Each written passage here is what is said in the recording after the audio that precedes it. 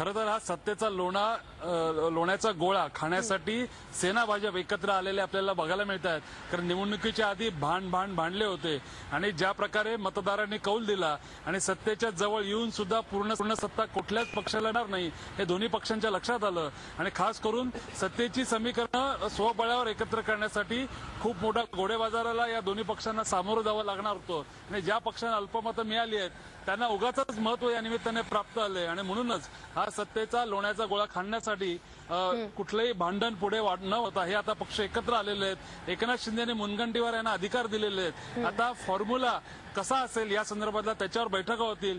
महापौर कोणाचा असेल, स्थायी समिती अध्यक्ष कोणाचा असेल, त्याचबरोबर परिवहन जे खाते किंवा इतर जी खाती आहेत ती खाती नक्की कोणाकडे असतील, किती वर्षाची असतील, स्थायी समिती अध्यक्षपद हे आलटून पालटून असेल का 2.5 वर्षांचं, का महापौर पद हे सुद्धा 2.5 वर्षांचं आलटून पालटून असेल, अशा पद्धतीचा फॉर्म्युला आता या बैठकीमध्ये निश्चितच होणार आहे। एक मात्र निश्चित आहे की सेना भाजप कल्याण डोंबिवलीमध्ये एकत्रितरित्या सत्ता स्थापन करणार हे मात्र निश्चित।